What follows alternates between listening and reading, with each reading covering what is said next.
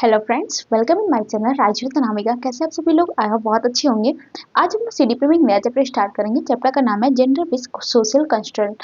मतलब कि इस चैप्टर में जो लिंग को लेके, जो जेंडर को लेके जो भी भेदभाव होते हैं या फिर उनको लेके जो समाज में लोगों की सोच बनी हुई है, तो इस चीज़ के बारे में हम लोग डिस्कस करेंगे कि आखिर क्या होता है कि जेंडर एज सोशल कंस्ट्रक्ट, मतलब जेंडर को लेके जो समाज में जो उनकी जो सोच बनी हुई है।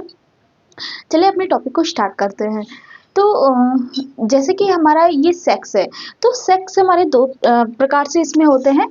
एक होता है हमारा मेल और दूसरा हमारा होता है फीमेल। अब ये मेल और फीमेल, ये दो होते हैं, दो होती हैं, एक मतलब महिला एक पुरुष, ये दो प्रकार से होते हैं। अब ये जो मेल और फीमेल होते हैं, इनको हम क्या कहते हैं? ये एक बायोलॉजिकल कंस्ट्रक्ट है। क्या है? बायोलॉजिकल कंस्ट्रक्ट, मतलब कि जैविक।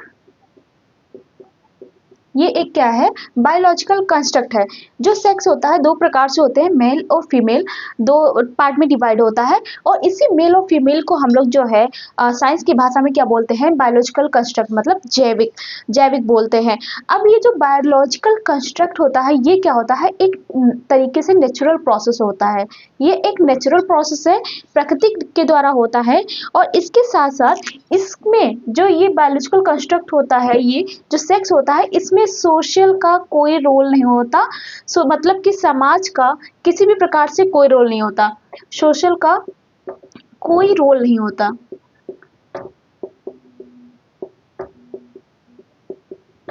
अब इसमें ऐसा क्यों होता है कि समाज का कोई रोल नहीं होता?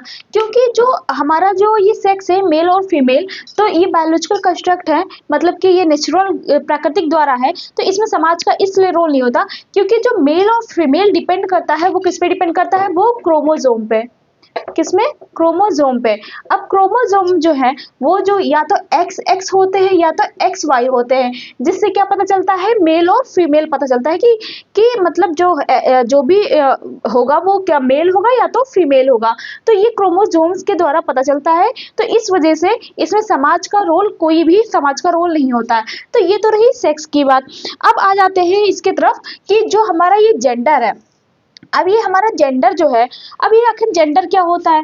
तो जो जेंडर होता है, जेंडर किस पे डिपेंड करता है? ये सोशल, समाज के ऊपर, ये सोशल के ऊपर डिपेंड करता है, समाज के ऊपर डिपेंड करता है। समाज की सोच। जेंडर क्या होता है? जेंडर जो है वो समाज की सोच है कि मतलब कि अगर मान लो एक लड़का है या एक लड़की है, तो उसके पास ये कहीं से लिख के नहीं आया है कि मैं लड़का हूँ या मैं लड़की हूँ। अगर आप जो है किसी लड़के या लड़की को मतलब आप देख के बता देंगे कि मतलब ये लड़का है या लड़की है, या उसके पहनावे से, उसकी फिजिकल बॉडी से आप देख के उसको बता देंगे कि ये है लड़का है लड़की। तो वो जब उसका जन्म हुआ, तो ये किसी को, अगर उसका नाम ना होता, वो लड़का लड़की किसी ने ना डिफाइन किया होता, तो आप कह सकते थे कि ये लड़का है या लड़की है? नहीं, ये समाज के द्वारा एक दिया गया नाम है कि ये मेल है और ये फीमेल है।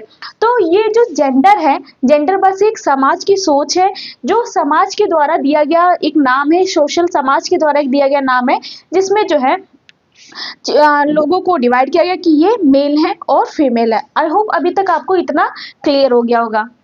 अब हमारे समाज में मेल और फीमेल को लेके अपनी अपनी एक धारणा लोगों ने बना रखी है कि ये मतलब जैसे एक तरीके से डिवाइड किया कि ये काम जो है पुरुष का है, ये काम महिला का है, और ये जो है ऐसा काम पुरुष नहीं कर सकते, केवल महिला कर सकती हैं। तो ये क्या है? ये किसी ने बताया नहीं, ना तो भगवान ने बताया, ना तो कोई अपने साथ लेके आया है। तो ये जो ये समाज ने डिसाइड किया, समाज ने इस चीज़ को बताया, और अभी तक जो ये चीज़ें चलती आ रही हैं, एक दूसरे को देखा दुनी में कि जो है, जो ये हमारा समाज है कि उसके मम्मी पापा ऐसा कर रहे थे, तो उसका बेटा भी ऐसा कर रहा है। उसके फिर उसने देखा उसके दादाजी ऐसा कर रहे हैं, तो उसके पापा ऐसा कर रहे हैं, तो मैं भी वैसा करूँगा। तो ये कहीं न कहीं, क्योंकि बच्चे जो हैं समाज में रह के या एक दूसरे को देख के ही कहीं न कहीं चीज़ सीखते हैं, तो वो हर चीज़ देखते-देखते ये चीज़ें सीखते आते हैं। तो उनको किसी को बताने की ज़रूरत नहीं होती। तो जो समाज ने डिसाइड किया, एक समाज ने बता दिया कि ये काम फीमेल का है, ये काम मेल का है, ये फीमेल कर सकते हैं, ये मेल कर सकते, ये फीमेल नहीं कर सकती, ये मेल नहीं कर सकते। तो ये एक धारणा बनी आ रही है जो अभी तक चलती आ रही है। तो उसी में एक टॉपिक आता है जेंडर स्टीरियोटाइप। अब जेंडर स्टीरियोटाइप होता क्या है, मतलब लिंग रूढ़िवादिता। अब लिंग रूढ़िवादिता क्या होता है, जो लिंग रूढ़िवादिता होता है इसका मतलब ये होता है कि जैसे कि मान लो समाज में किसी मेल या फीमेल, मतलब कोई भी एक जेंडर को लेके उसको एक प्रकार से उसकी एक मन में जो है सोच बना लेना। अब एक जेंडर को लेके एक ही जैसे सोच बना लेना वो होता है मतलब स्टीरियोटाइप। तो अब ये कैसे सोच बना सकते हैं, जैसे कि मान लो लड़कियां जो है वो ड्राइविंग नहीं कर सकती, मतलब लड़कियां कार नहीं चला सकती।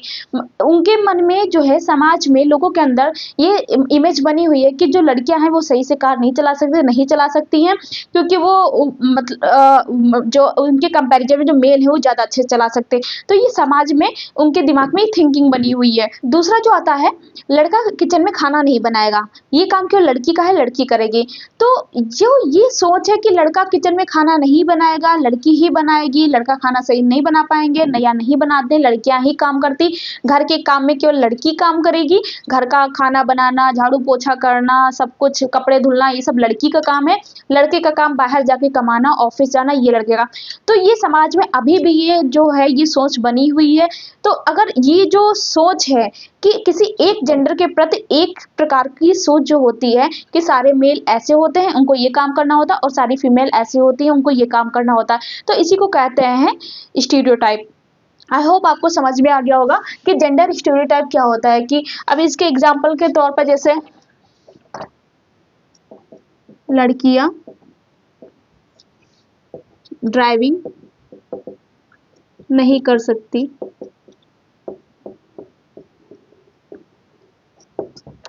दूसरा लड़के खाना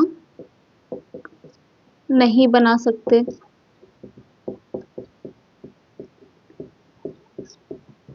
किसी एक जेंडर के प्रति, एक जेंडर के प्रति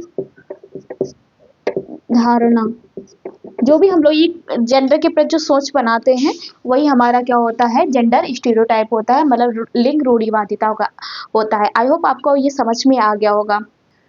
अब देखिए जेंडर बियस क्या होता है, मतलब कि लैंगिक पूर्वाग्रह। अब ये क्या होता है, इसमें इससे ये समझ लीजिए जैसे कि जो मेल और फीमेल जो होते हैं, महिला और जो पुरुष होते हैं, मेल फीमेल में क्या होता है, भेदभाव करना। मतलब कि मेल और फीमेल में भेदभाव, एक सीधा सा आप ये समझ सकते हैं कि भेदभाव, दोनों में भेदभाव करना, मेल और फीमेल में दोनों में भेदभाव करना, वही क्या होता है, हमारा जेंडर बियस होता है। कि अब इसमें जैसे कौन कौन सी चीज़ें, कौन कौन से फैक्टर्स आते हैं, तो जैसे पहला हमारा है सोशल रिलीजियस फैक्टर।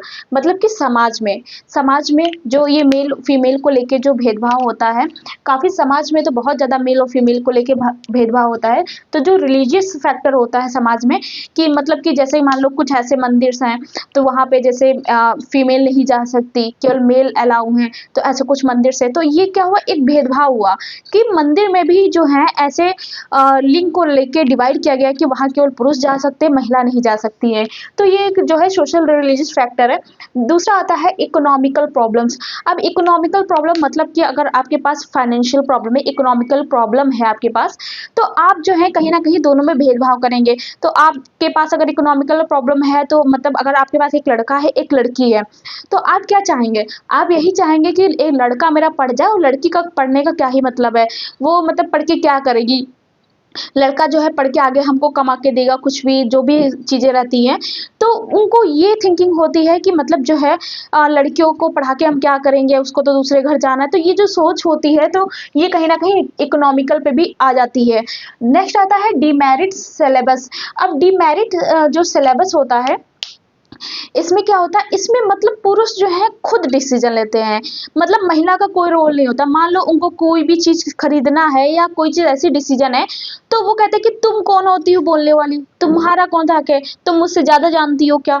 मतलब ये जो चीज़ें जो थिंकिंग्स आ जाती हैं एक मेल और फीमेल में, मतलब पुरुष समझता है कि मुझे ज़्यादा नॉलेज है और वो फीमेल है तो उसको ज़्यादा नॉलेज नहीं है, मैं मुझे हर चीज़ पता है। तो ये जो एक थिंकिंग है मेल और फीमेल में, दोनों में कॉम्बिनेशन ना बैठना, मतलब अंडरस्टैंडिंग ना बैठना, अपने आप को ज़्यादा आंकना, तो ये किस में आता है? डीमेरिट सिलेबस में, कि जहाँ पुरुष जो है वही अपने सारे डिसीजन लेता है, वही हर चीज़ समझता है, अपने अपने पार्टनर की सलाह ना लेना, वो सब किस में आते हैं? डीमेरिट सिलेबस में आते हैं। नेक्स्ट आता है अनएजुकेटेड पेरेंट्स। अनएजुकेटेड पेरेंट्स में क्या होता है, जैसे कि जो मतलब पेरेंट्स जो होते हैं पढ़े लिखे नहीं होते हैं, तो उनको कहीं ना कहीं, जैसे कि अगर बच्चों को पढ़ाना है या समझाना है, तो एक बच्चे के पेरेंट्स पढ़े हुए, एक बच्चे के पेरेंट्स नहीं पढ़े हुए, तो इनमें कहीं ना कहीं जो है अंतर आ जाता है कि मतलब वो अगर अनएजुकेटेड हैं, अगर उनके अंदर वो नहीं है, तो अगर उस बच्चे को कोई प्रॉब्लम हो रही, किसी भी चीज़ को कोई चीज़ पूछना है, कोई प्रॉब्लम जिसको सॉल्व करनी है, तो हो सकता है वो उस चीज़ को ना बता पाए उनके सिलेबस से रिलेटेड, तो ये कहीं ना कहीं भेद देखने को मिल जाता है। नेक्स्ट आता है customs of girl early marriage. जिन जिन भी लड़कियों की क्या होती है, जल्दी शादी हो जाती है, जैसे कि बहुत सी लड़कियों की क्या होता है, जल्दी शादी कर देते हैं, क्योंकि इस वजह से कि अरे लड़की है और मतलब पढ़ाई वढ़ाई को इग्नोर करके कि क्या ही करेंगे, मतलब किसी को 5 पढ़ा देते, किसी को 10 पढ़ा देते, किसी को क्लास 1 ही पढ़ा के मतलब एक ही तक पढ़ाते, लेकिन कुछ टाइम बाद जो क्या करते हैं उनकी शादी कर देते हैं। तो जिन लड़कियों की जल्दी शादी कर देते हैं, यही सोचिए कि अरे लड़की है, हम क्या करेंगे इसको पढ़ा के, शादी तो करनी है, जाके अपना घर बार संभालेगी। तो ये जो है, ये मेल और फीमेल में जो सबसे बड़ा जो भेदभाव किया जाता है, देखा जाता है समाज में। नेक्स्ट आता है शॉर्टेज ऑफ वोमेन टीचर। अब जैसे कि मतलब कि जो फीमेल टीचर्स होती हैं उनकी कमी, अगर किसी भी स्कूल में अगर जो फीमेल टीचर्स होती हैं अगर उनकी शॉर्टेज है, तो मान लो कोई लड़की है, अगर वो मतलब उसमें मान लो अपने एडोलेसेंस एज में है, उसको हो सकता है कुछ ऐसी चीज़ें होंगी जो उसको शेयर करनी होंगी अपनी फीमेल टीचर से, या वो मेल टीचर से ना बता पा रही हो, या फिर हो सकता है कि मेल और फीमेल दोनों टीचर ना हो और उस लड़की को चीज़ें को अपनी चीज़ें शेयर करनी, तो वो किससे करें? तो अगर जैसे फीमेल मेल ही टीचर है, मेल ही टीचर को जो है अच्छा माना जा रहा, फीमेल को वहाँ पे प्रेफरेंस ही नहीं दिया जा रहा, लेकिन उस बच्चे को, तो ये कहीं ना कहीं भेदभाव हो जाता है कि अपनी जो वो बच्ची है उसको अगर अपनी प्रॉब्लम शेयर करनी तो किससे करें। तो ये चीज़ें देखने को यहाँ मिलती हैं। नेक्स्ट आता है साइकोलॉजिकल प्रॉब्लम। अब जो साइकोलॉजिकल प्रॉब्लम है, इसमें क्या होता है, इसमें जो बच्चा होता है वो क्या कर देखता है कि अगर उसके मम्मी पापा नहीं पढ़े हैं, तो उसके मन में भी कहीं ना कहीं ये बैठ जाता है कि अरे मेरी मम्मी नहीं पढ़ी, मेरे पापा नहीं पढ़े, तो मैं पढ़ के क्या करूँगा। तो ये भी एक जो चीज़ है, इसकी वजह से उस बच्चे में कहीं ना कहीं भेदभाव देखने को मिलता है कि जैसे उसके पेरेंट्स होते हैं वैसा उसके अंदर भी ये थिंकिंग जो है आ जाती है। नेक्स्ट आता है कल्चरल प्रॉब्लम। अब जो ये कल्चरल प्रॉब्लम है, अब इसमें क्या होता है, जैसे आप पर्दा की जाता है, आप उसको देख लीजिए, जैसे कि मतलब समाज में आज भी ये पर्दा का प्रथा है कि लोगों के सामने जो पर्दा करना, तो ये भेदभाव, मान लो कोई एजुकेटेड पर्सन है, बहुत ज़्यादा पढ़ा लिखा है, लेकिन उसकी शादी हो गई, फिर उसको एक मतलब पर्दे के चक्कर में समाज में लोगों के सामने ना आना, तो उसकी पढ़ाई तो धरी की धरी रह गई, लेकिन उस पर्दे की वजह से मतलब वो अपना ना तो आगे कुछ ग्रोथ कर पाई, उस समाज में क्या हुआ कि तुम लड़की हो, तुम्हारी शादी हो गई, अब तुम्हें पर्दा करना है, घर संभालना है, बस हो गया तुम्हारा काम। और उसके बाद जो है उसको उसकी पढ़ाई वढ़ाई से कोई मतलब, अगर वो पढ़ना भी चाह रही तब भी नहीं। अगर उस लड़की के पढ़ने से, जॉब लगने से अगर किसी का कैरियर बन रहा है, तो किसी को क्या प्रॉब्लम है। लेकिन इस समाज में ऐसी सोच बना रखी है कि जो कल्चरल प्रॉब्लम होती है, जो पर्दा वाली प्रथा चलती आ रही है, वो उसके वजह से वो कहीं ना कहीं लड़कियां जो है उस चीज़ में आज भी पीछे हैं, क्योंकि बहुत जगह ऐसा होता है कि आज भी लड़कियों को घर से निकलना मुश्किल होता है।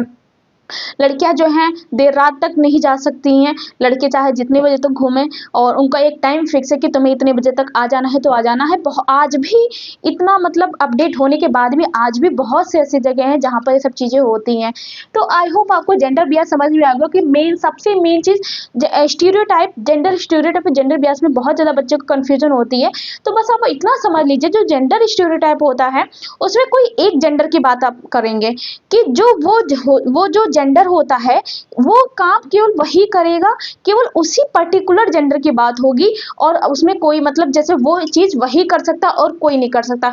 और जेंडर ब्यास में क्या होता है, यहाँ पे भेदभाव वाली बात आ जाती है, लड़का और लड़की में क्या होता है, भेदभाव वाली बात हो जाती है। तो ये होता है जेंडर ब्याज। आई होप आपको अभी तक इतनी जितनी चीजें समझ में आ गए, मतलब समझाया समझ में आ गए होंगे। और इसका जो मेन रोल होता है इसको खत्म करने का, अगर ये देखा जाए कि इस जेंडर ब्याज को कौन खत्म कर सकता है, तो इसमें सबसे ज्यादा जो मेन रोल होता है, इसको खत्म रोल होता है, वो होता है टीचर का। अगर जब तक टीचर नहीं चाहेगा और सोशल समाज नहीं चाहेगा तब तक इस चीज को नहीं खत्म कर सकते। और शुरुआत इसमें यहाँ टीचर से होती है, क्योंकि मान लो जैसा आप बच्चे को बताएंगे सिखाएंगे, क्योंकि सबसे पहले जो है टीचर उसको बताएगा समझाएगा, तभी वो समाज भी उससे जुड़ेगा। फिर वो बच्चा भी जो है निकलेगा समाज में जाएगा, तो वो समाज में जैसा उसने सीखा वो वहाँ पे देखा इन्वायरमेंट, वैसा वो समाज में इंटरफेयर करेगा, समाज से इंटरेक्ट करेगा, वैसा धीरे धीरे करके ये अपडेशन हो जाएंगे। तो आई होप ये जो है बदलाव देखने को समाज में मिल सकता है। तो आई होप अभी तक जितना मैंने आपको बताया आपको चीज़ें समझ में आ गई होंगी। फिर भी कोई डाउट है तो कमेंट करके मुझसे ज़रूर पूछिएगा। वीडियो अच्छी लगी हो तो लाइक करिए, मेरे चैनल को सब्सक्राइब करिए। Thank you.